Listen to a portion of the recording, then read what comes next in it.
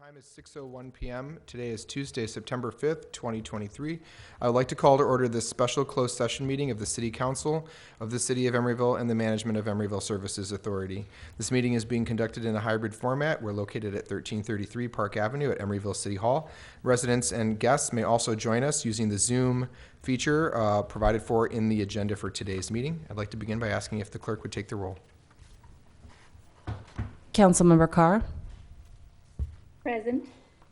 Councilmember Mora, Present. Councilmember Pryforce, Here.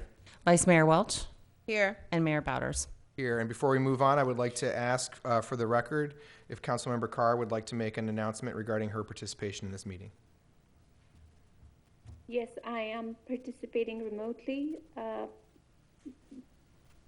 due to the AB 2449 exemption.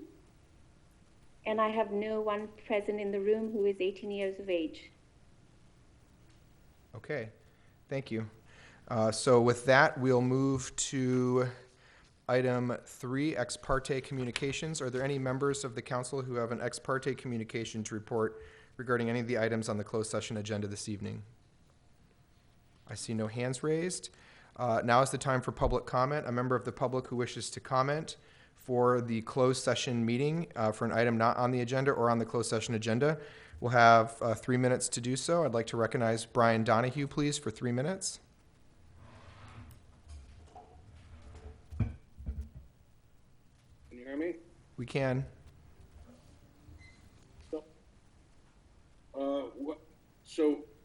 What Toddler readers have learned over the last day is that our mayor, John Bowders, doesn't care about bike safety. And we know that because of what he told the toddler. I got the direct quotes.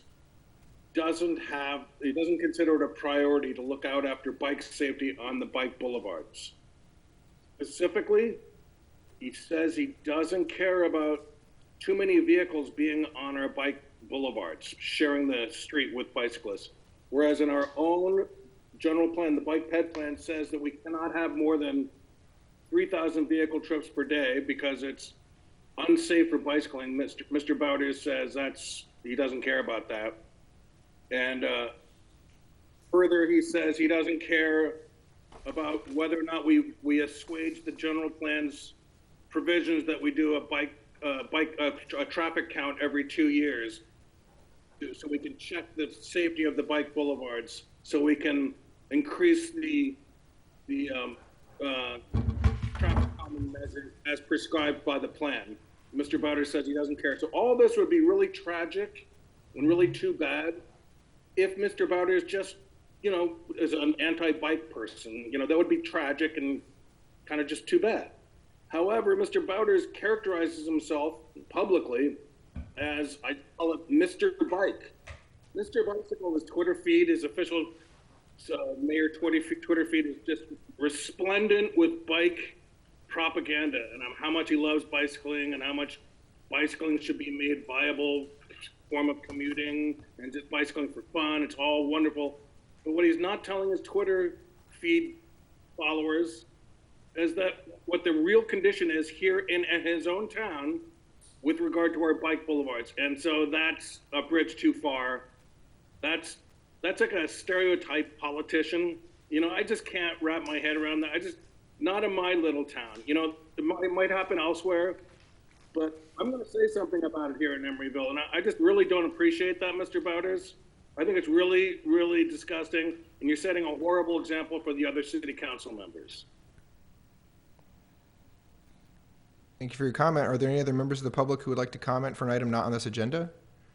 Okay, seeing and hearing none, public comment is now closed, and we will adjourn to the closed session for items 5, 6, and we will come back out to report out at the end of that part of session. Thank you. The time, Madam Clerk, is 6:06.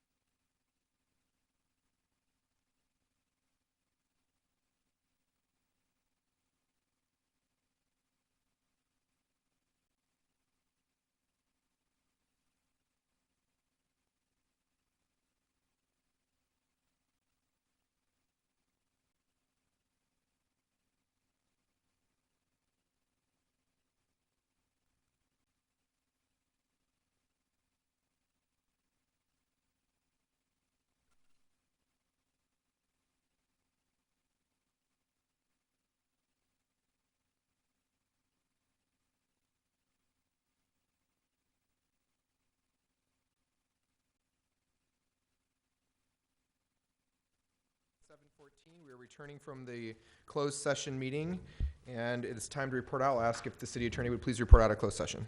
Thank you, Mr. Mayor. City Attorney John Kennedy reporting out on agenda item 6.2.1 involving the litigation matter of Barry Herford versus City of Emeryville, Alameda Superior Court number RG 112527.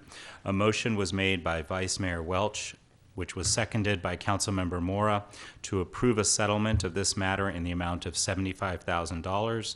The motion was approved by the council by a vote of 5-0. Thank you. And all other items, there's no reportable action.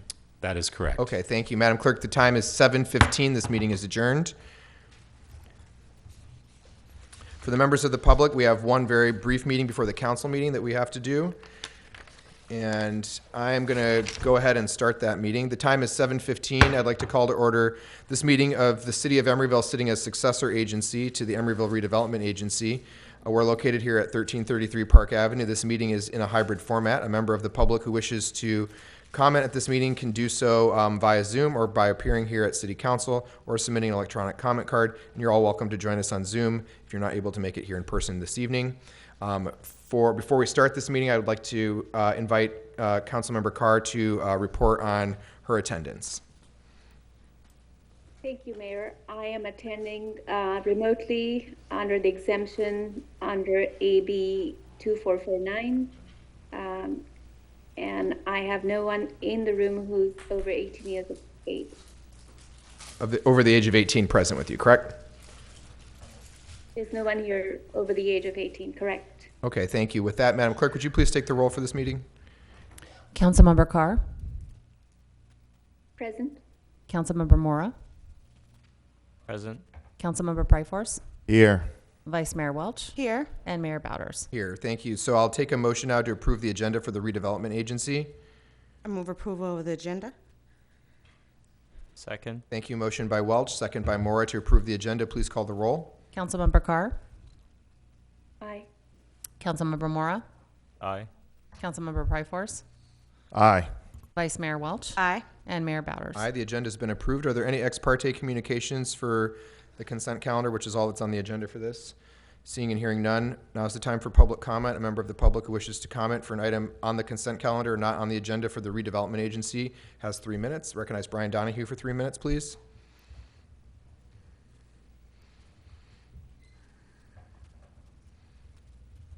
So I've been looking at Mayor Bowder's Twitter feed, his official Twitter feed, his mayoral Twitter feed, or his city council Twitter feed. And recently he's been making a lot of hay about the fact that he is extremely pro-labor, pro-working class, working people. And yet that sort of belies his actual record here in Emeryville. And so I'm here to set the record straight. I mean, he's telling the greater Bay Area how much he loves labor, but we know here in Emeryville, Mr. Bowders led a drive to roll back our minimum wage ordinance in May of 2019. We're talking about the most at risk or the most vulnerable workers in Emeryville. He thought that the minimum wage that we offer them should be rolled back, and he led a drive to that effect. And when council member, he easily got council member Diane Martinez to agree that we must roll back the wages of the poorest working people in America. But council member Donahue had a tough time with it, and he said he was going to vote no to Mayor Bowders' concept to roll back the minimum wage, until Mayor Bowders sweetened the pot and agreed to try to get a majority to increase the wage, offered to increase the wage a tiny bit, and then Councilmember Donahue agreed, but it was still a rollback of the minimum wage. And so then the vote was taken. It was 3-2, three council members led by John Bowders to roll back the minimum wage for workers in Emeryville. And then the area labor went bonkers, and they started a online petition drive And within 2 weeks, they got way more than the minimum required number of petitions to roll back the rollback. Because people of Emeryville like being able to have, not being a locus of suffering. And they like having workers be able to make a go of it here in Emeryville, even though Mayor Bowders disagrees with them. So the citizens rolled back the rollback, and then Mr. Bowders had to drop his idea of the rollback. So that's the actual history. You can look at it by just on the Titler's, Emeryville Titler search bar, just type in minimum wage rollback. You can see all the stories about it. So that's the real story. You know, he's spinning a different yarn on his Twitter feed, but the real story is he's not none too fond of labor. Thank you for your comment. Any other members of the public who wish to comment for the redevelopment agency? Okay, seeing and hearing none, we're at the consent calendar. There are 2 items before you, members. Is there any item that you wish to discuss? Seeing and hearing none, is there a motion on the consent calendar? I move approval of the consent calendar. Second. Thank you. I have a motion by Vice Mayor Welch and a second by Councilmember Mora to approve items 6.1 and 6.2. Please call the roll. Councilmember Carr, Aye. Councilmember Mora, Aye. Councilmember Pryforce, Aye. Vice Mayor Welch, Aye. and Mayor Bowders. Aye, the consent calendar has been approved. There are no action items. Madam Clerk, time is 7:20. The redevelopment agency meeting is adjourned. The time is 7:20 p.m. I would like to call to order this meeting of the City Council of the City of Emeryville for today, Tuesday, September 5th, 2023.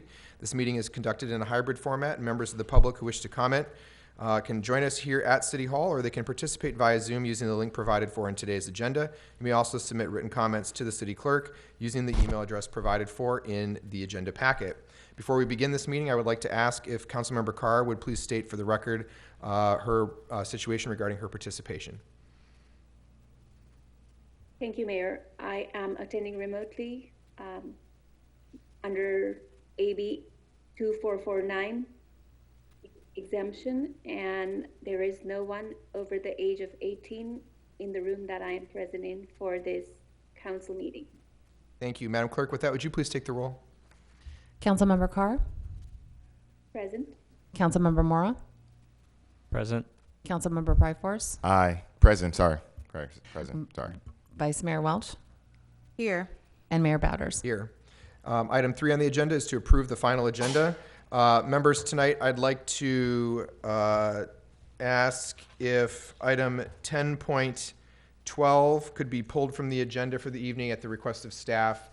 This item needs some additional stuff done on it, and so it's not ready for us this evening. So I'm going to pull 10.12. It can still receive comment from any member of the public who wishes to comment on it. We will take no action on 10.12 this evening, but with that amendment, I would like to make a motion to approve this agenda and remove 10.12 and continue it to a further meeting. Second. Thank you. Motion by Bowders, second by Mora to approve the agenda with removal of 10.12 and continuation of it to a future meeting. Please call the roll. Councilmember Carr, Aye. Councilmember Mora, Aye. Councilmember Pryforce, Aye. Vice Mayor Welch, Aye. and Mayor Bowders. Aye. The agenda has been approved. Item 4, special orders of the day. There are no special orders of the day on today's agenda. Item 5 is announcements of committee and commission vacancies. Madam Clerk. Thank you, Mayor and Council. We opened up a new recruitment and application period on September the 1st. Applications are due October 16th by 5 p.m. Applications available on the website, and these are the openings that we have. 3 budget advisory members, 1 commission on aging member, 1 housing committee member, and 3 parks and recreation committee members. Thank you, Madam Clerk. Thank you. Item 6 is council member announcements on reports of meetings in attendance. Or any regional board meetings. We were off in August, but does anyone have one that they attended that they'd like to report on? Seeing and hearing none. Item 7 is the city manager's report. Mr. City Manager. Thank you, Mr. Mayor. I have 3 things. First, want to give you an advanced heads up and ask you to mark your calendars for our coastal cleanup, which is going to be Saturday, September 23rd from 9 to 12. There will be details on the webpage, and we will also put out a news flash so that people can see more about that. Second is that we're inviting you to our movie at the pool on September 22nd That's going to be at the pool at sunset, and the movie is appropriately Finding Nemo. There will be a link there is a link currently on the homepage, and we ask that you go there and register if you'd like to attend. We'd love to see as many people there as possible. And then lastly, one of our grantees is having a fabulous queer film festival, Fishnets and Film, Sunday, September 17th at 3 p.m. at Tipsy Putt, which is in Bay Street Mall, and we invite folks to attend that as well. That is all. Thank you, Mr. Mayor. Thank you so much. Any questions for the city manager's report? Seeing and hearing none. Item 8 is ex parte communications. Members, please take a look at the agenda, and if you have an ex parte communication that you need to report for an item that is on the agenda this evening, I will call on you and ask you to report that for the basis of this meeting. Member Carr, do you have any ex partes to report? None. Okay, Vice Mayor Welch? None. Member Mora? None. Member Pryforce? None. I have none either. There's no ex parte communications. Item 9 is public comment for the consent agenda and items not on the agenda. Members of the public who wish to comment for an item not on the agenda or the consent agenda of this evening have 3 minutes to do so. Would like to welcome people who are in person first. Good evening. Go ahead and speak into that mic so folks at home can hear you. You have 3 minutes. Yes, good evening. My name is Monica Jones, and I'm a resident of Berkeley. I'm here to talk about the incident that happened at Bay Street with the youth a few weeks ago. I currently serve as the Mental Health Commission Chair for Berkeley. I was a past commissioner for the Labor Commission, and I'm a volunteer in the schools in the Berkeley area. So the incident that happened on whatever the date it was a couple of weeks ago, my granddaughter and her friends, they had came here with me earlier, but they played football, so I had to drop them off. But I was sitting at home when the police from Berkeley were responding, and I figured that it was probably going to that incident. And the problem I have is the description of the children that were there, because my kids were there to go see the movie. And when they came out of the movie, of course, there was, all this commotion. My one granddaughter was sprayed with pepper spray at that incident. And my whole point is that why can't we find something for these kids to do? Like I just heard them talk about a movie, Finding Nemo. Well, teenagers don't want to see Finding Nemo. We need to find something for our kids to do. They go to the mall, they're regular teenagers, they want to see boys want to see girls, they just want to have a good time, and that's what some of those kids were doing. The fights that broke out, those were people that knew each other and had beef with each other, and it wasn't like, it was described that they were a mob, and that all these different cities that they had this incident happen. Well, yeah, there were fights at different cities, because who wouldn't go to a $4 movie? It was $4 for a movie. Usually it's like $100 for me to take 3 kids to the movies, if I buy popcorn and all the other stuff. I have a background, I'm a retired parole agent. I worked 25 years with the Department of Correction. And so I know how, the path to prison and the descriptors that people put on people, some of the signs that we had, I'm raising scholars, not thugs, and kids just want to have fun. Those were the signs that my kids had here today. I just want to ask that we start thinking about doing something for our young people. It doesn't take much. You don't have to spend a whole bunch of money, but if we're going to pour money into public safety, we could pour some money, have those officers come into these schools and do some things with these kids at the school. Not just be present when there's a problem. Those kids, the impression that is left on them is that the police don't like them and that they can't go any place because they don't feel safe with the police. So that's why I'm here, just to speak for them and to let you all know that we have parents out here who care about their kids. I'm multitasking, going to football games, going to, different things. So, that's really, I just really want to come and say that we need to come up with some solutions and not just complain and call kids thugs and mobs and things like that. My kids aren't a part of a mob. Thank you. Thank you so much for coming this evening, Ms. Jones. You're welcome. Thank you. Next comment, please. I'll recognize Brian Donahue for 3 minutes. To say something about that previous speaker, she said that she doesn't want to have the impression given that police don't like the kids. So the police don't like the kids. The police don't like us. The police are generally sociopaths. They're authoritarianly minded. Police are Republicans. They don't live among us. They come from on the other side of the hills, and they are Republicans by and large. So no, they don't like us. They don't like any of us. But what I want to talk about is not the police. Instead, it's the topic I mentioned earlier about the bike boulevards. Now, the general plan says we're not allowed to have any more than 3,000 vehicle trips per day on our bike boulevards. And yet the last time we counted, made an official count, there was over 4,000 vehicle trips per day on Horton Street Bike Boulevard. Mr. Bowders, the mayor, I asked him about that and he says he doesn't care and he's not interested in finding out about why the city is not doing the traffic counts that they're supposed to do to make sure bicycling is safe on our bike boulevards.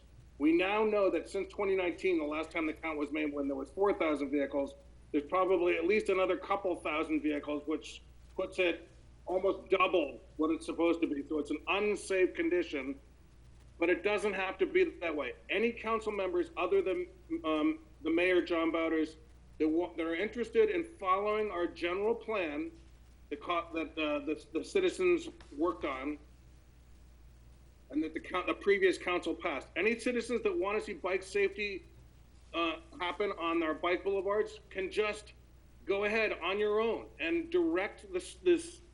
You can put it on an agenda item or not. Just direct the staff to go back to conducting biannual traffic counts like the general plan says to do to keep bicyclists safe. Now, we know that Mr. Bowders is not interested, and we know that he's a leader on the council, and that a lot of council members follow him, perhaps blindly.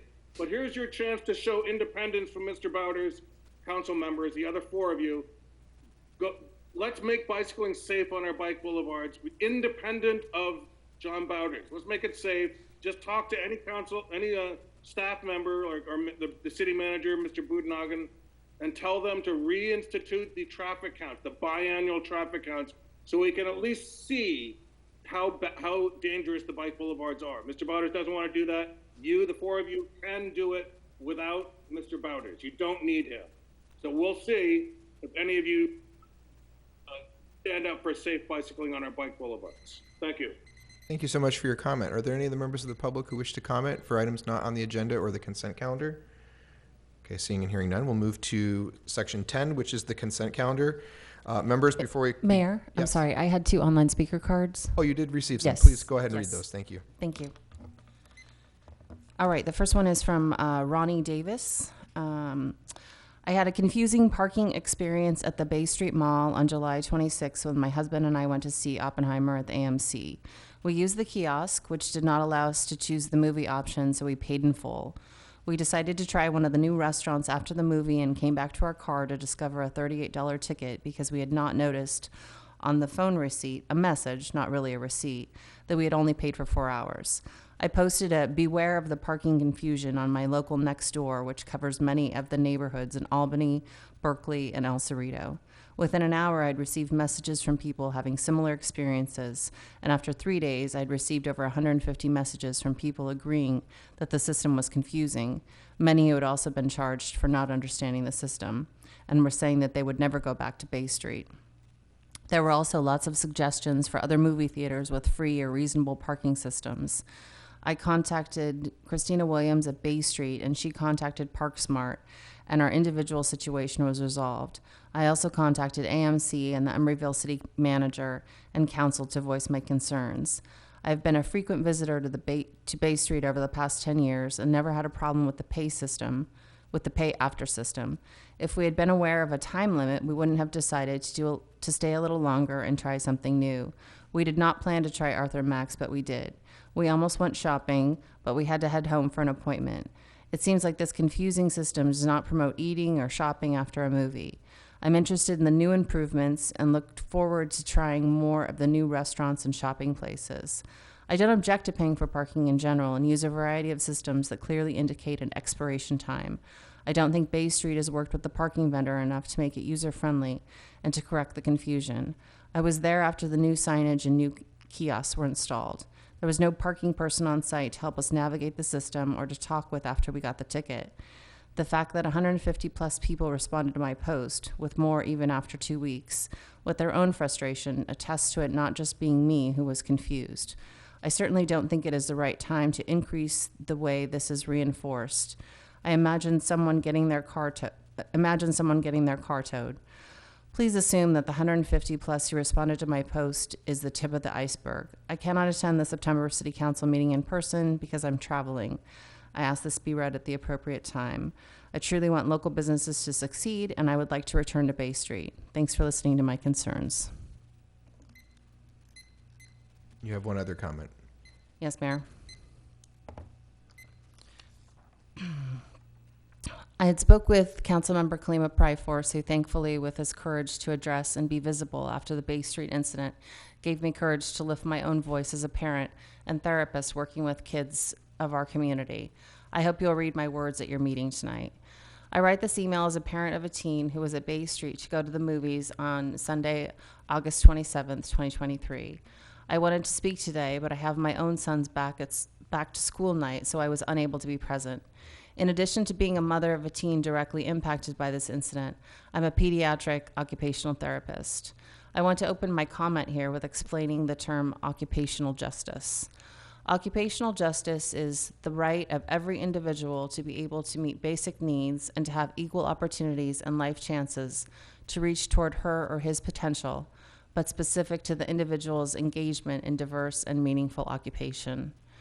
When looking at the occupations of my own teen, he is a son, a student, an athlete, a friend, and a member of this East Bay community. For him and his peers, the opportunity to have developmentally appropriate teen social experiences has been severely interrupted by the pandemic and continues to be disrupted by violence and the lack of safe spaces in the community. For a 15-year-old, going to the movies in the afternoon with friends should be an everyday, naturally appropriate thing to do. I dropped my son off myself about 4 and saw no reason for concern. Unfortunately, this is not how the day turned out. AMC, first and foremost, needs to be questioned while they put out teens and families into a violent crowd in an effort to evacuate their theater. In my opinion, this was careless, thoughtless, and added more pressure to the already unstable situation outside. Had some of these patrons inside AMC been shot by that bullet, it would have been blood on AMC's hands, as they could have sheltered their patrons in place and allowed for the violence outside to be addressed. Second, every media outlet that covered this story dehumanized the black and brown teens of this community, showing images of mayhem and melee, violence and destruction, never once interviewing teens or addressing the trauma that these teens who came to do what is usual and customary for teens to do at their age, was again interrupted by violence and then exacerbated by businesses shoving them into the violence, then media outlets capitalizing on videos they can get their hands on to spin the narrative to make this out to be 300 to 400 teens of our East Bay community hungry for violence. My son was not at Bay Street for violence. He was there to connect, socialize, watch a movie, and be a 15-year-old. But he was instead sent the message to his nervous system that there was no safe place, and once again the need for social engagement squelched by a different pandemic, a pandemic of violence and a community who has not addressed the need. Thank you for the comment. If you could please provide both written comments to all council members. Yes, Mayor. Thank you. Okay, we're at the consent calendar, items 10.1 through 10.17 inclusive. Members, I need to recuse myself from item 10.10, which is coming back from a prior meeting for a correction. I need to recuse myself from 10.10 because I'm the owner of property situated at 4260 Halleck Street, which is within 1,000 feet of the BRE-BMR 53rd LP property that is under development there.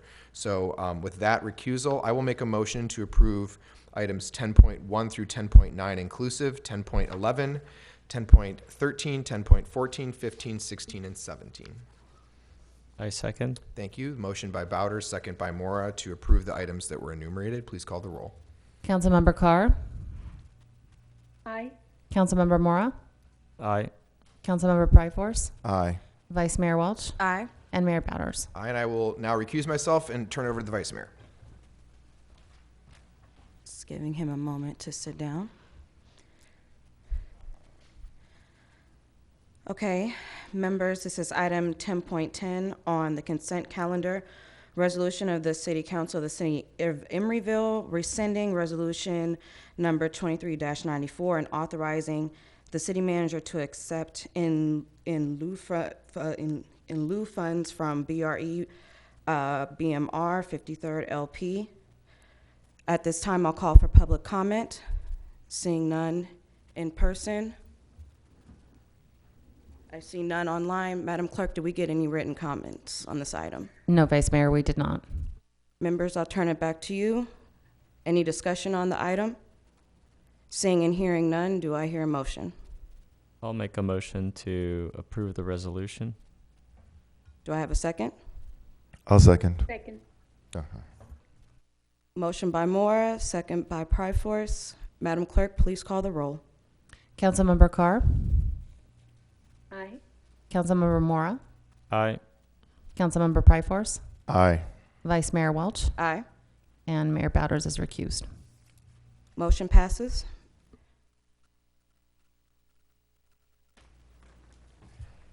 Thank you, Madam Vice Mayor. Item 11, there are no public hearings on the agenda tonight. That brings us to 12. 12.1 is a resolution of the City Council of the City of Emeryville adopting the annual statement of investment policy and delegation of authority to the Finance Director. And I will welcome Lawrence Chu for the presentation.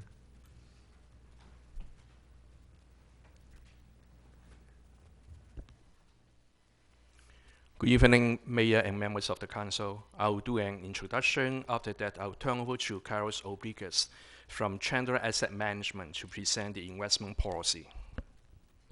The city investment policy was last adopted by the Council in November 2020. Investment of city fund is governed by California Government Code, Section 53601. The proposed investment policy reflects the most recent changes to the Government Code. Add additional asset class allowed by the code, include language to reduce risk and increase safety to the investment program. With that, I will turn over to Carlos of Chandler Asset Management to present the proposed investment policy. Good evening, welcome. Good evening, Mr. Mayor and fellow council members. I thank you very much for having me here to present in front of you today.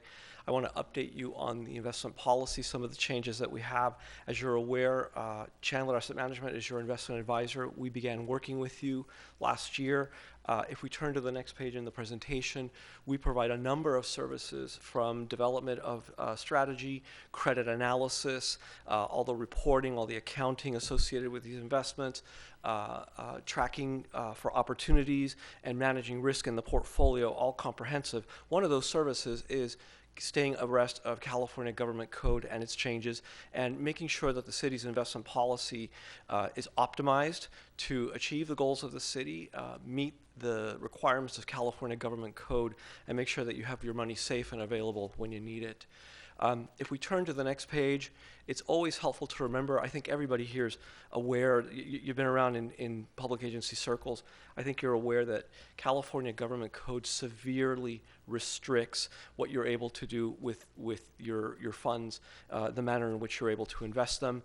What I've listed here is an overview of the investable world, everything from government bonds all the way to commodities and hedge funds and stocks and everything else. There's very little you can do. You can really only invest in fixed income securities, and those securities are very, very high credit quality. I'll let you look at that chart on your own, but in essence, if we go to the next page, the source of all of this comes from California Government Code, Section 53600, and all the associated sections. As I mentioned, it's very restrictive from a credit standpoint. It places concentration limits, and it even dictates the sectors that you're able to buy. Ultimately, the goals that are mandated by California Code are safety, followed by liquidity, and after those two are achieved, then followed by return.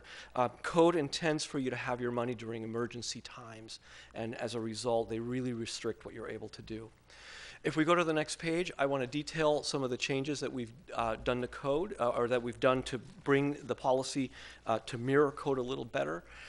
We did add language, just acknowledging that you do and are able to work with a fiduciary registered investment advisor who works as an agent on your behalf. It's always good to have language that addresses that. It's a best practice. In terms of the permitted investments, we made some changes to federal agency bonds. Those are bonds issued by government-sponsored enterprises. They're considered very safe, but even those carry a small level of risk. We like to diversify our holdings in those, so we've placed a 30% limit per issuer in that sector. Code has none. We think it's prudent. We also added a new asset type that the city has not invested in, but it's been allowed by California Government Code for several years, and those are pass-through asset-backed securities. The purpose of this is to diversify the portfolio further. Generally, cities when they don't have any sort of credit analysis process internally, they avoid these because you need to have an expertise in these. Since you have a registered investment advisor who works in this market, we are able to analyze these properly for the risk and the return for the city, and we recommend that you add them in there. And then we also changed the concentration limit. We recommend that you change the concentration limit for high credit quality medium-term notes. You have a 15% limit right now. California Government Code allows you to go up to 30%.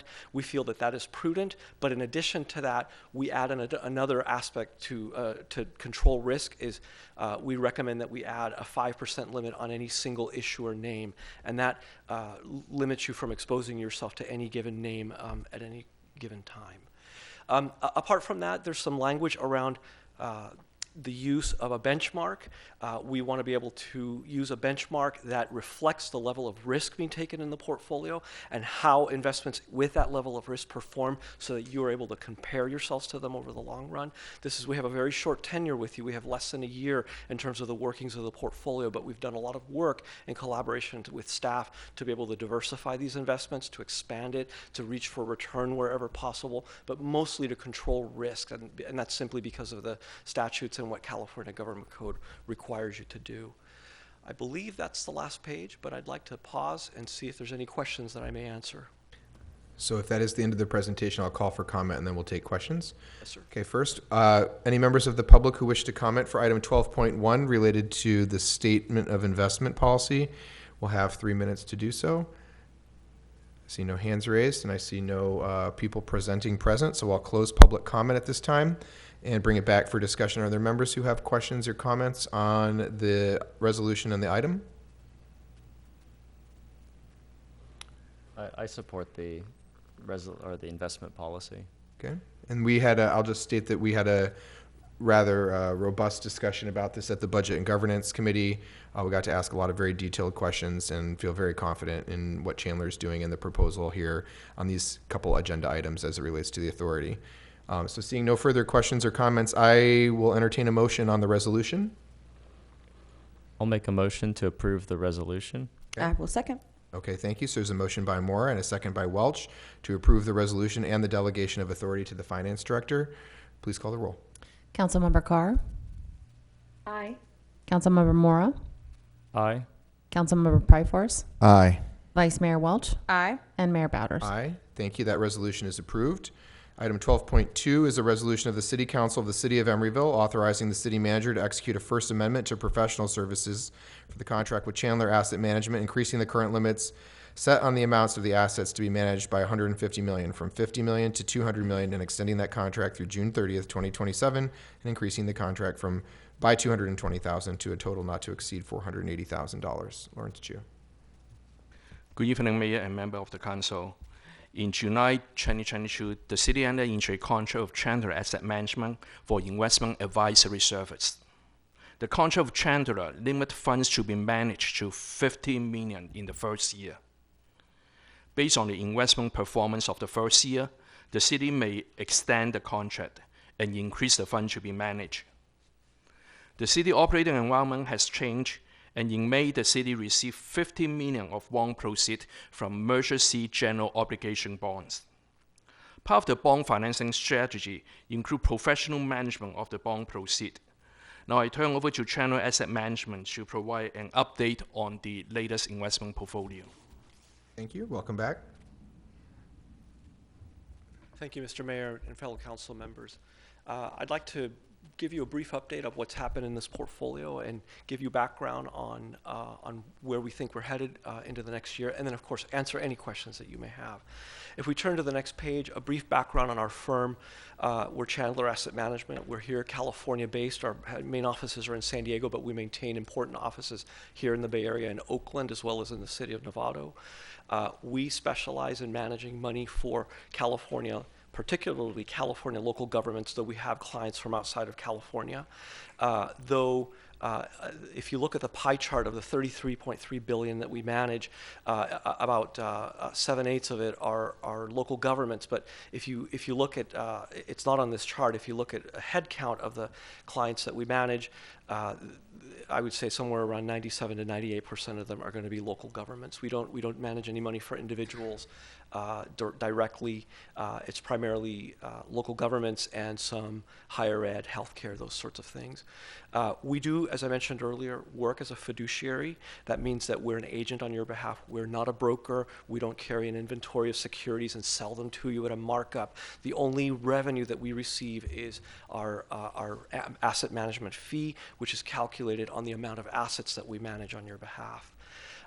We've been around since the late 80s. I've been doing this for 28 years, so there's a lot of experience. We work with people all over the Bay Area, including City of Sunnyvale, City of San Mateo, City of South San Francisco, and many, many others across the state.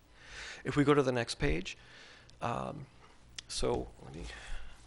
we go. So when you hired us, you selected us through a competitive process last June. You held an RFP where you took in information from various firms, and then you made a decision to hire us based on the merits of that RFP.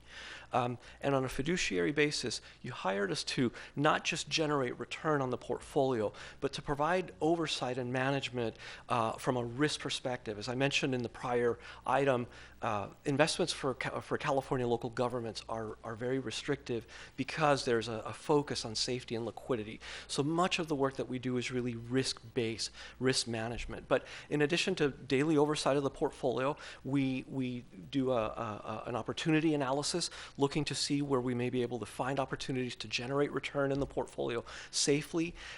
We do oversight of the portfolio from a compliance perspective, making sure that every investment that we purchase meets the requirements of the city's investment policy and goals, as well as California government code.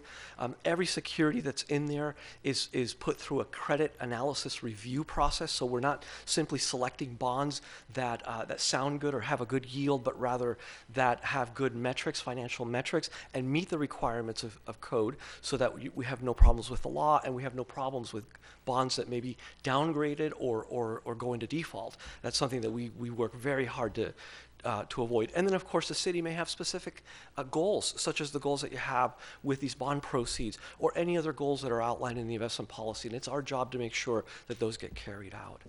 As I mentioned, if we go to the next page, it's safety followed by liquidity, followed then by return. Return in the context of a local government portfolio comes from two sources, and that's interest income.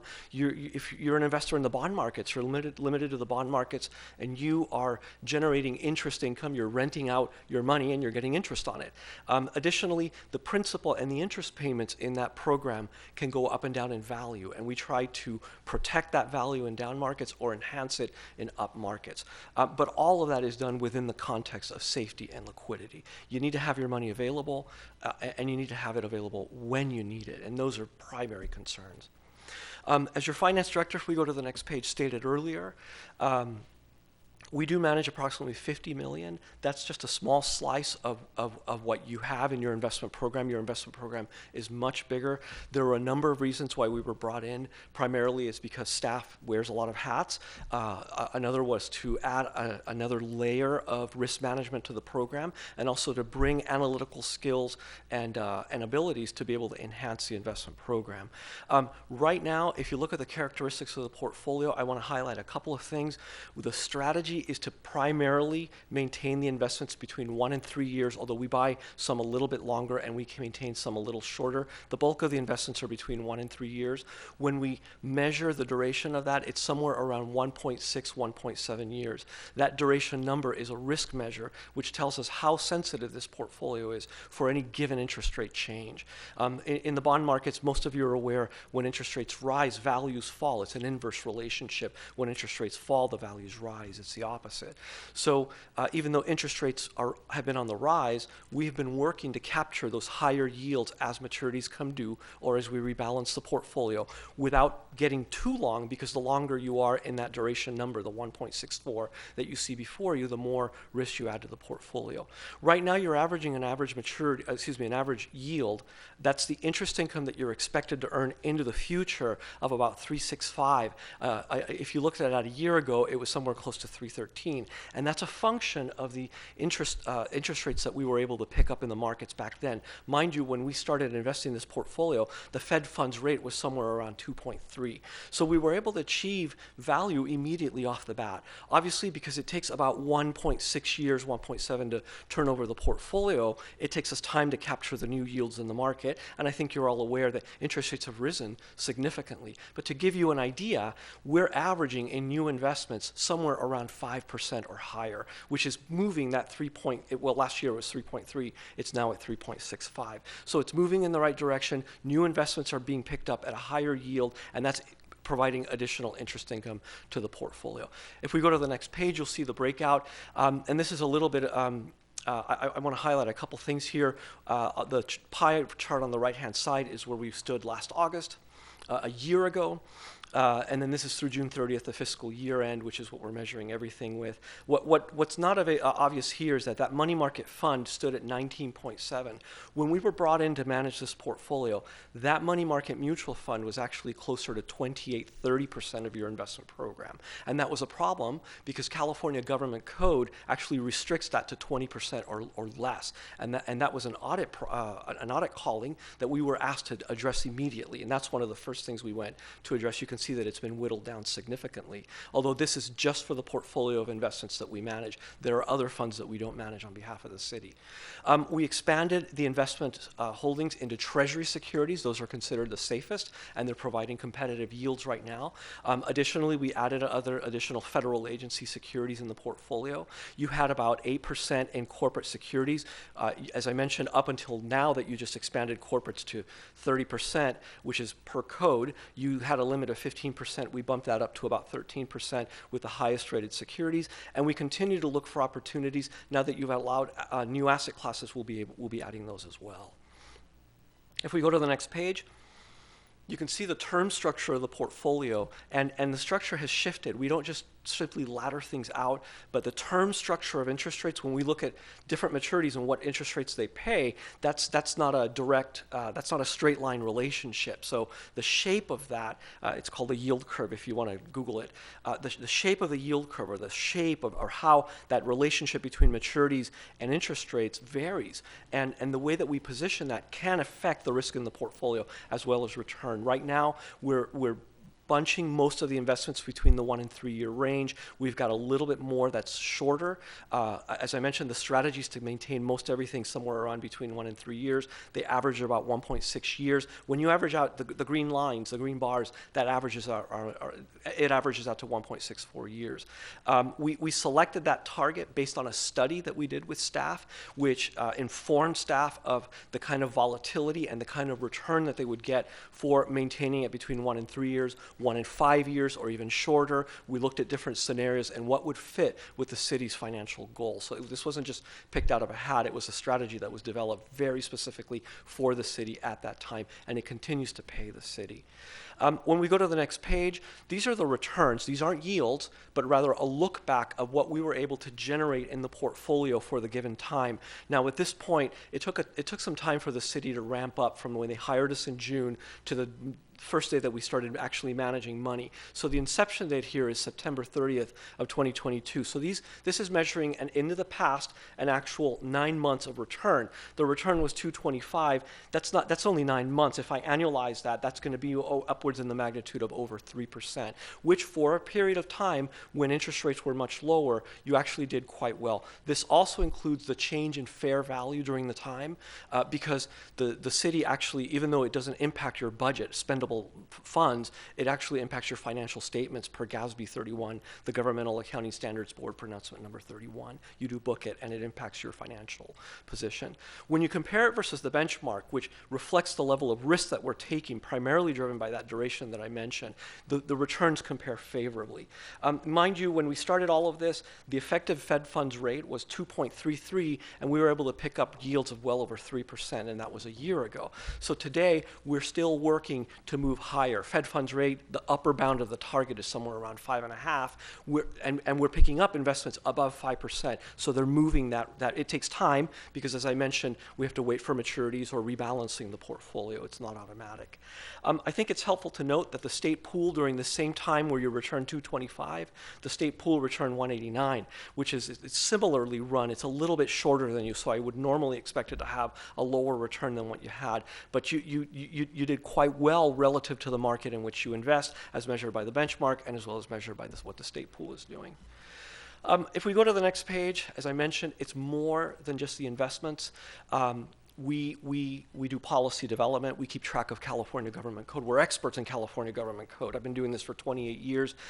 We develop some of the best practices that are used in the industry by your neighbors to be able to keep their money safe. And also, we do not just reporting, not just stakeholder and financial reporting on the investments that we manage, but also for all your other investments that you have that we don't manage. We bring those onto our books, and we track all of that so that we can make it easy for staff to be able to book their earnings on a monthly basis, and you understand exactly where you are. A couple of things that I want to highlight on page number 9. In the last 9 months, we've seen a lot.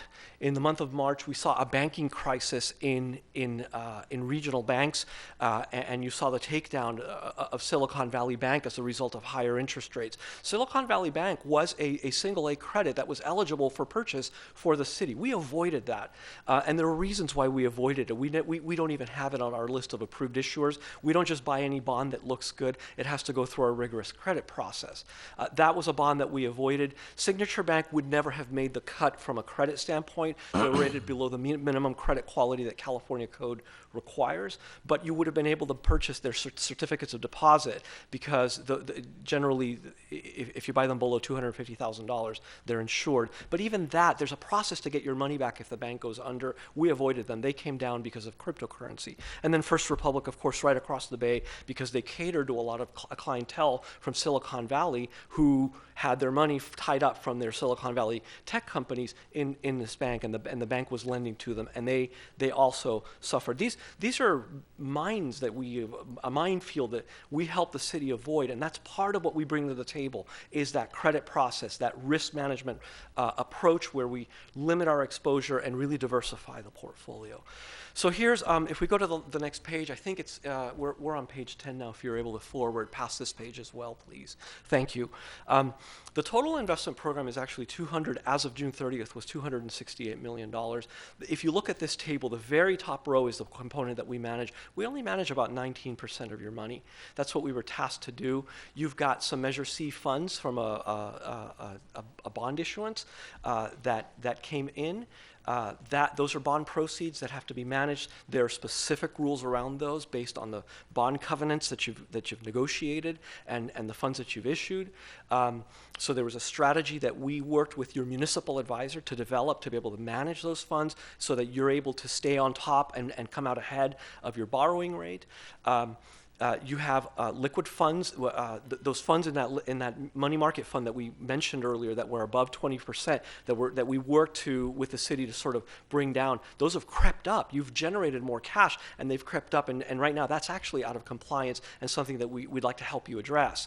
You do maintain 28% of your funds in the state pool, and then you've got some leftover securities that are managed directly by the city, and then of course cash. At the end of the day, we want to help you address the rest of these funds. Right now they're not being addressed for a number of reasons, and we'd like to bring them under the umbrella of the risk management that we do, again, maintaining the analysis, maintaining the adherence to the policy, making sure that there's no audit issues raised, and then of course generating a competitive return down the line. So it is very comprehensive. In terms of next steps, on page 11, we believe that the Federal Reserve is near the end of their tightening cycle. If you're following any sort of news, you know that interest rates are now higher, and the Federal Reserve, which sets the target for that overnight lending rate between banks, is nearly done. Those tighter conditions, they've tightened access to credit by making it more expensive. That's what they're doing. They're trying to basically cut off people's access to credit to combat inflation. And their efforts to do that have created more volatility in the financial markets. It's tighter financial conditions, and this is when you see businesses who struggle, like the banks did back in March. And you may see some more of that before all of this is over. But we stand ready to do what we were hired to do, which is increase the safety in the investment program, diversify the assets as much as possible, make sure that we run the cash flow analyses, work with staff to make sure that the money's available when you need it, and then of course seek to generate competitive returns wherever they may be found. With that, I thank you, and I'd like to answer any questions that you may have. Thank you. First, let's call for public comment. A member of the public who wishes to comment for item 12.2 has 3 minutes to do so. Do we have any members of the public wishing to comment on this item? Nobody is raising their hands, and there's no hands raised online. Public comment is closed. Council members, is there any questions for the presenters or the staff? Member Mora? I just have two questions. Thank you for the presentation. Just one clarification on the I know some of the money that's in the money markets, does that, so you guys get your management fee is a certain number of basis points, 8 basis points. Do the money market investments then have basis points on top of that, or how does that work? That's correct, Councilmember Mora. Your observation is correct. So we're not investing in money market funds. We're investing in the securities. But in your portfolio that we manage, the money is actually custodied at a bank. It's actually custodied at U.S. Bank. So we don't have access. We can't access your money. They use a money market mutual fund, and that mutual fund may have an expense ratio associated with it. The purpose of that, it does have there's a cost associated, to answer your question directly. The purpose of that money market fund is so that when there are maturities, as they roll into the portfolio, they get swept into that money market to earn something while you're waiting to turn around and reinvest it. It could be an overnight deal, that sort of thing. But apart from that, if we're looking at page number 10 of the presentation that I spoke to earlier, that money market fund, which we do not manage, that currently, or as of June 30th, had $66,687,000, absolutely it has an expense ratio, and those expense ratios can vary anywhere from 14 to 25 basis points or more. Got it. Thank you. I just wanted to follow that up with one other comment just about the the goals. I definitely appreciate in the work you've done defining our investment policy, maximizing safety, maximizing liquidity. My one concern, though, is still around return. And I did have a conversation with a institutional investor or management company, Morgan Stanley, looking at that investment period where you had a 2.25% return from last September to June of this year. During the same time, this manager, who actually manages, in full disclosure, my HOA funds, I'm the HOA treasurer, they work with nonprofits, other cities, and so out of curiosity, we actually have the same goals of liquidity, safety, and then return after that. Where you had the 2.25, we saw 2.85. So, $0.5%, but over $50 million, it's a couple $100,000. So my comment there is, the city's very interested in, obviously being safe, being liquid, but also striving to maximize that return. And I wanted to know, is there anything that you see improving in investment strategy, investment markets to really get us, because every basis point really counts as we start to get into these large tens of millions of dollars, and we're talking about up to $200 million now. Yes, I understand your comment, Councilmember Mora. So let me make a couple of observations, and then I want to answer your second part of your question, which I think it's very intuitive, and we should address that, absolutely. So the first part is, I don't know what your HOA is invested in. Obviously, I don't know if they're able to go beyond the 5-year limit that California code places. I don't know if you have concentration limits that California government code places. I don't know the asset types. There are asset types that are in the fixed income markets that are available to other investors that your HOA definitely has access to that you do not. I do not know if you're comparing the actual return, which is a look back for a period, versus the yield at a certain point, which is a look forward number of what you're expected to earn from an income standpoint. I just don't know. There's no way for me to address that vis-a-vis your manager at Morgan Stanley. Morgan Stanley is a formidable manager.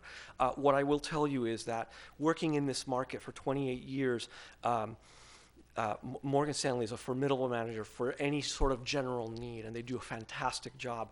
I don't often see them come across in the city space. It's just very rare, and that's simply because this is a niche space. Having said that, it doesn't mean that they're unable to manage these funds. Like I said, they have many resources, but they do a lot more than just this, and those resources are sort of spread out for all those different needs. I'm just not able to comment directly to that 285 because I'm not able to see what's in that portfolio. The second point, which goes to your second question, was, are we doing anything else to generate higher return? Can we do more? Well, yes, absolutely you can. We can revisit the strategy that we have. We deliberately worked, well, when we worked with staff, staff expressed an interest in maintaining investments a little shorter, and meaning averaging basically between 1 and 3 years, averaging 1.6, 1.7 years. You do have the ability to go a little longer, where we focus between 1 and 5 years. 5 years is a limit for you. Except for special circumstances, you're really not allowed to go beyond 5 years. We can look at that, although in this environment right now, that's a little bit out of favor because of the inversion of the yield curve. I think you know what I'm talking about, that shorter term maturities are right now paying you higher yields than longer term maturities.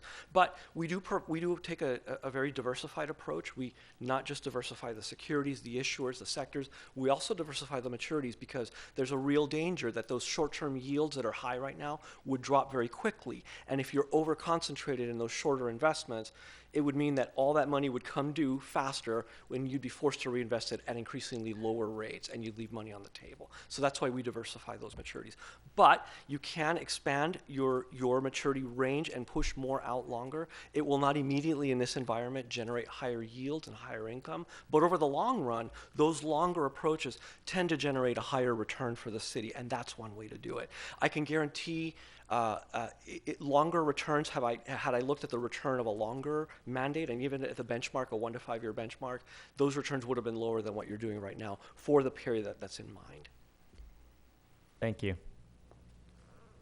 Others who have comments or questions for this item?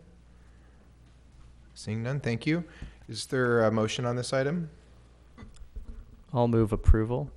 Second. Thank you. I have a motion by Councilmember Mora and a second by Vice Mayor Welch to approve this item. Please call the roll. Councilmember Carr, Aye. Councilmember Mora, Aye. Councilmember Pryforce, Aye. Vice Mayor Welch, Aye. and Mayor Bowders. Aye. Thank you. Thanks for being here this evening. Item 12.3 is a resolution of the City Council of the City of Emeryville establishing the fiscal year 2024 property tax levy rate for the city's general obligation bond indebtedness related to Measure C's affordable housing. I do have It's a very brief slideshow. Yeah, I do have a short presentation. Good evening, Mayor and members of the Council. I'm presenting the Measure C property tax levy for fiscal year 24. Next slide, please. You first look at the Measure C background. In 2018, 72% of Emeryville voters authorized the city to issue $50 million in general obligation bond for affordable housing. Then in 2021, the City Council adopted the Affordable Housing Bond Administration and Expenditure Plan. In April this year, the City Council adopted a resolution approved the sale of the general obligation bonds. Next slide, please. Now we look at the Measure C tax rate statement in the ballot material. It estimates that the highest tax rate that will be levied is $63.35 per 100,000 of assets valued. And the average annual tax rate is $49.12 per $100,000 of AV. Based on the property tax information from Alameda County, the FY24 property tax levy is $59.82 per $100,000 of AV, which is below the higher tax rate in the ballot. Next slide, please. Now we look at the debt service payment. The table below summarizes the debt service schedule for the emergency affordable housing bond. Because the bond premium is used to offset the total debt service in the first year, so the total payment is higher in the first year, which is at $4 million. And beginning in 2025, the debt service payment is $3.5 million. Again, this is a 25-year bonds payment. Next slide, please. Per Alameda County methodology on how they calculate the property tax levy, prior year secured tax rate become the current year unsecured tax rate. Since there was no emergency levy in the prior year, and this is the first year that we have levy, therefore no unsecured tax rate in the current year. Next slide, please. This table summarizes how we calculate the property tax levy. FY24 net taxable secure assets variation is $6.8 billion. And the FY24 debt service payment is $4 million. After dividing the debt service payment by the secure assets variation, the tax levy is $59.82 per $100,000 of assets variation. Next slide, please.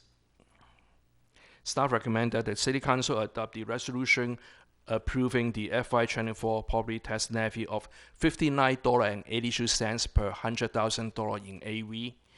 And this concludes my presentation. I'm happy to answer any question that you may have. Thank you, Lawrence. Now I'll call for public comment. A member of the public who wishes to comment on item 12.3 will have 3 minutes to do so. Seeing no hands and nobody online requesting to speak, public comment is closed. Members, is there any discussion on this item? Seeing none, I'd like to make a motion to approve this item. Second. Thank you. Motion by Bowder, second by Mora to approve resolution in item 12.3. Please call the roll. Councilmember Carr, Aye. Councilmember Mora, Aye. Councilmember Pryforce, Aye. Vice Mayor Welch, Aye. and Mayor Bowders. Aye. Thank you. Thank you, Mr. Chu. Item 12.4 is council consideration for the formation of an ad hoc committee of the City Council to select a park name for the new city park. Is there a staff presentation this evening? There's no presentation, Mr. Mayor, but we're available for questions. Okay. So I'm I guess I'll put out the suggestion first. The staff report, there's a new park that is going to open. Public Works, are we still looking at October? Yes. Okay, thank you. Thank you.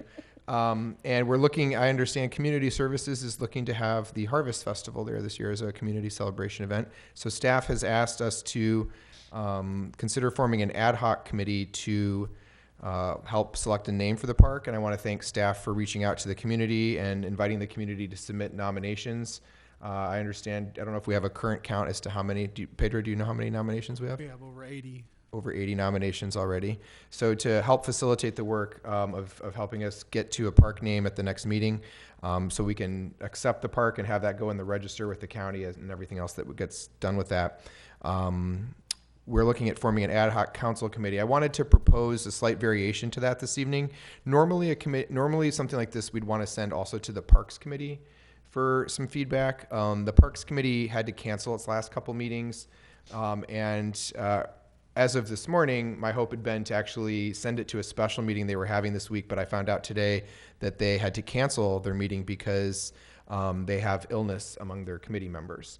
And their regular meeting this month, they also had to cancel because of a quorum issue. So see all the community services folks nodding and like they have a challenge right now. So we can't formally refer it to them, but there's a way that I think we can do this that I'm going to ask Mr. Kennedy to just tell me. The committee currently has 4 people, so 2 people could serve on this ad hoc committee without it breaking the Brown Act still, correct? Because it's not a quorum of that committee. Okay, so I'd like to propose that an ad hoc committee be created, including the chair and the vice chair of the Parks and Recreation Committee. And I'd like to nominate council members Mora and Welch as the parents of young children who frequent our playgrounds to work with those two committee members, and that the four of them, I'll recommend that they come back with a list of the top five preferences among their group to bring to the city council at our next meeting for us to have a focused discussion on their recommendations. So before I entertain the debate, let me call for the public comment on that item just so that we can have a full discussion. Is there any public comment on item 12.4? Okay, seeing none, public comment is closed, and now I'll entertain discussion. Is there anybody on the council who would like to discuss the proposal I've had? Otherwise, I'm happy to make a motion to do that. Member Mora? Oh, yeah, I just wanted to say I appreciate being nominated to be on this committee, and I do think it makes sense since I I visit all the parks quite frequently with my 3-year-old and 5-year-old. And I'm sure I see Vice you Mayor, at them when I bike by them. I'm sure Vice Mayor, yeah, I will be there on opening day, like if not climbing the fence. I think Vice Mayor Welch with her 3-year-old will probably see me there as well. Oh, the 8-year-old is very excited as well. And yes, I just echo Member Mora's sentiments. Happy to do so, and excited that we'll have folks from the Parks and Rec Committee a part of this, since I know we're on a timeline and we do want it to be a part of our Harvest Festival. I think that'll be just a really special event and just a great addition to what is already something that Emeryville itself and the surrounding community already looks forward to. I think it'll make it just really, really special this year. Okay. So I'm going to make a motion to form an ad hoc committee to help bring back the top 5 suggestions from the list that we have. Pedro, the list is open through midnight tonight, correct? Correct. Okay, so people who are watching, if you still want to submit, the city's website does have on the landing page a place to submit a name and provide an explanation. You can voluntarily provide your name if you want to get an update on the outcome of that. So I'm going to nominate Vice Mayor Welch, Councilmember Mora, and whoever the current chair and vice chair are of the committee. I know that they were going to have an election, but until they have an election, the current chair and the vice chair, in the absence of them having a committee meeting, should just be the people. I know that one of those people is the sick person. Nope. Is there another issue? Sorry, thank you. Sure. With the current meeting we were supposed to have, we were electing our current chair and vice chair, and the previous vice chair and chair are no longer on the committee. Ah. Oh. So we have no chair and vice chair because Correct. those people are gone. Okay. I would like to, can you give me the roster of those 4 people, Madam Clerk? And can I get how long each of them have served by tenure? Because I think I'd like to recognize the people who've served on the committee the longest. Unless Rebecca knows who the 2 people are. Gail Donaldson, Uh-huh. Patty Weber, Andrea Brewer, and Nick, I'm blanking on his last name, I apologize. Robert. And which 2 people have been on it the longest? Gail and Patty. Okay, so my motion will be to appoint David Mora, Courtney Welch, Patty Weber, and Gail Donaldson. And if either of those 2 people decline the invitation, second, I'll ask Andrea Brewer to take it next. And then if one of those other people decline, to offer it to Nick. And if for any reason, any combination of those people decline, the committee will be council members Mora and Welch. That'll be my motion. And to bring back 5 names to the committee, to the council on the September 26th meeting. Thank you. Thank you. Is there a second to my motion? I'll second. Okay, thank you. So a motion by Mayor Bowders and a second by Councilmember Mora. Any further discussion? Please call the roll. Councilmember Carr, Aye. Councilmember Mora, Aye. Councilmember Pryforce, Aye. Vice Mayor Welch, Aye. and Mayor Bowders. Aye, thank you. And to the Emeryville residents who've submitted suggestions, thank you for being engaged in this opportunity. We look forward to having a great Harvest Festival at our new, yet-to-be-named city park. That'll take us to item 13, which is our department head reports. And I'll ask our shiny new planning director, Mr. Chad Smalley, do you have anything you'd like to report to us in your inaugural report as the planning director? Yes, thank you, Mr. Mayor. Chad Smalley, Community Development Director. I'd first like to say I'm really happy to be here. I'm really proud to continue working and serving for this city, the best city anywhere. And I want to give my thanks to Paul for the opportunity. As you all know, I have really big shoes to fill, and I'll do my best to do so. And of all the things that Charlie built in this city, the best thing that he built was the staff of the Community Development Department. I'm really blessed to have excellent supporting staff. And so I'm going forward with confidence, and I'm looking forward to working with you all in this new endeavor. So are we. So in terms of the report, yes, at the August 24th this year Planning Commission meeting, there was agendized a 4-unit replacement project to modify the conditions of approval, requesting reduction of the penalty fees. However, that item was not heard. It was continued at the applicant's request and at staff's recommendation, awaiting additional information from the applicant. So that will be coming forward in a future meeting. The Emory Station Research Campus Master Sign Program, which is a comprehensive sign program for the Emory Station campus, the area 63rd Street to the Greenway and Powell at the south, and then the railroad tracks to the west, the overall Wareham campus. That program was approved unanimously by the Planning Commission. And then finally, the Bay Center Life Science Project, which consists of a 6-story research and development building of 210,000 square feet and a parking structure at 6475 Christie Avenue, was likewise approved unanimously by the Planning Commission. Both the sign program and the Bay Center project are subject to a call for review if the City Council so wishes, and that concludes my report. Thank you. You have to do what Charlie always did, and I'm available to answer questions. I am.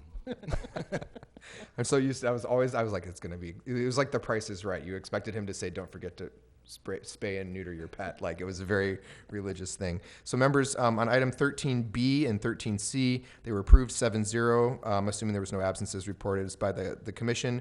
Is there a member of the council who wishes to request review of either of these items for any reason on appeal? Okay, seeing and hearing none, the appeal for the council is lapsing with no action. And that will take us to item 14, which is future agenda items. Are there any members of the council who have a future agenda item request? Member Carr, do you have any? No? Okay. Member Welch? I do not. Member Moore? Member Pryforce?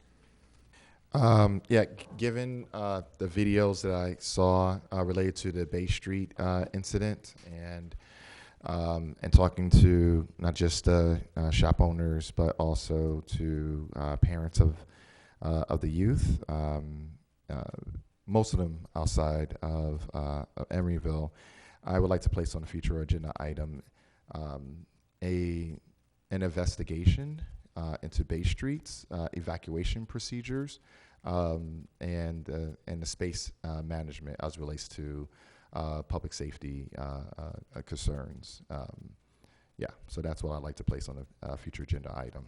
Would you be amenable to putting it on the next Public Safety Committee so the committee can make recommendations and invite feedback from the police department and have Bay Street come?